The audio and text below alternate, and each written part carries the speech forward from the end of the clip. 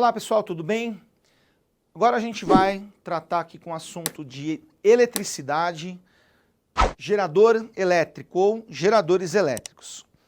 Então, vamos começar aqui com a nossa definição.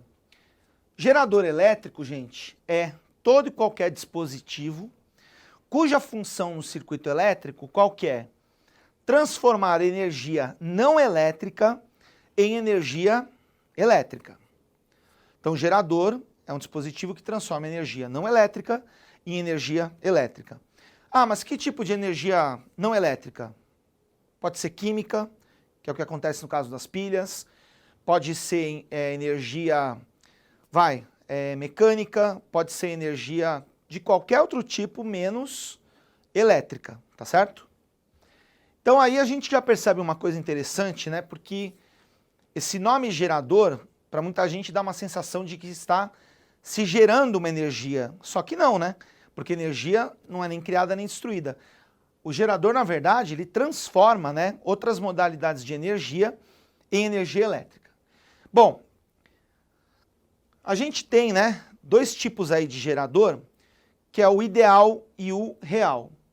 Então, gerador ideal é aquele que não vai ter resistência interna, tá certo? O valor da resistência interna desse gerador ideal é zero. Então a gente representa num circuito dessa maneira, tá certo? Você coloca aqui um tracinho menor, um tracinho maior. O tracinho menor a gente fala que é o polo negativo, o tracinho maior é o polo positivo. E a gente vai representar o gerador, né?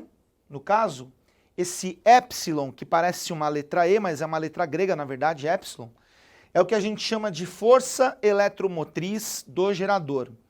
E aqui também, pessoal, a gente tem um outro problema de linguagem, porque apesar de ter esse nome de força, tem nada a ver com força da física, né? O que é essa força eletromotriz, entre aspas? Isso tem a ver com o quanto, né, de energia não elétrica você transformou em energia elétrica, só que aí não é exatamente uma energia, sim uma tensão, tá certo? Seria aí uma tensão que você consegue, que tem a ver com a energia que era não elétrica. Então, para um gerador ideal, tá certo?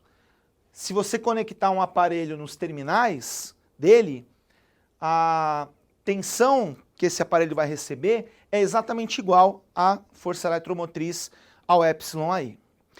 Agora, a gente tem aí o que se chama de gerador real, que é o que normalmente acontece. Você tem uma resistência interna no seu interior. Então a gente representa aqui, ó, polo negativo positivo, aqui o epsilon, aqui o errinho, e esse U é a tensão que você tem quando você conecta um aparelho nesse gerador real. E aí, pessoal, o que vai ser importante a gente saber, além do conceito que eu já falei?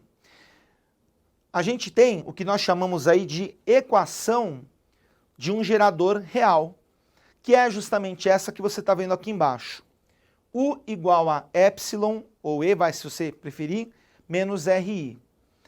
Então, o que essa equação está dizendo? Que a tensão que vai ser fornecida para os aparelhos que vão ser ligados aqui nos terminais do meu gerador real é igual à própria força eletromotriz, que seria aí a parte ligada, né, a energia não elétrica, menos o RI, que é o quê?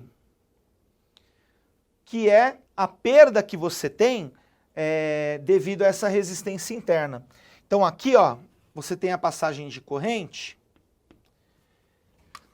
e quando você calcula aqui o R vezes o I, você tem o quê? Uma perda, tá certo? Então, por isso que você fala que U igual a E menos o RI, ok?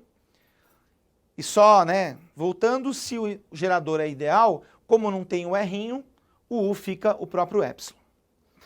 Gente, uma outra coisa importante que o cara pode perguntar a respeito aí de gerador real é pedir para você desenhar o que se chama de gráfico ou curva característica de um gerador.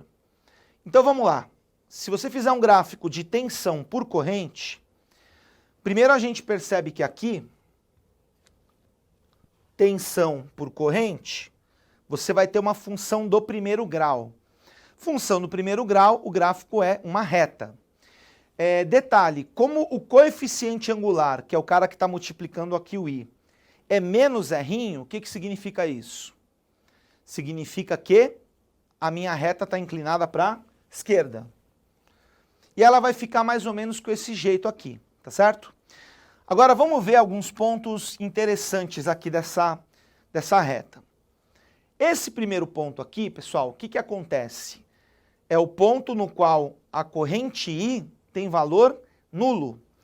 Se você pegar a equação aqui do seu gerador e colocar a corrente nula, o que, que vai acontecer?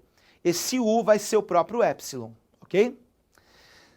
Agora, se você pegar esse outro ponto aqui, o que, que vai acontecer? O que vai ser zero nesse ponto é o U. Então, se você coloca U igual a zero, você tem 0 igual a epsilon menos o RI, passa o menos RI para o outro lado, fica RI igual a epsilon, você vai ter o quê? A corrente I, nesse caso, epsilon dividido por R'. E aqui, gente, essas duas situações que eu falei, tanto quando o I é zero e quando o U é zero, a gente tem nomes aí especiais para cada uma dessas situações. Essa primeira situação, quando o U é igual ao próprio epsilon, a própria força eletromotriz, a gente fala que o gerador está em aberto. Ou seja, você tem um gerador aberto, não está conectado com nada. Então, se você for medir a tensão lá nos terminais, vai dar o quê? A própria força eletromotriz.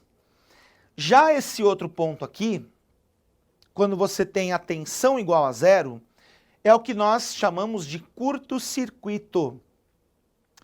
Aliás, se você não sabe exatamente o que é um curto-circuito, procura aí que a gente tem uma aulinha que fala especificamente sobre esse assunto.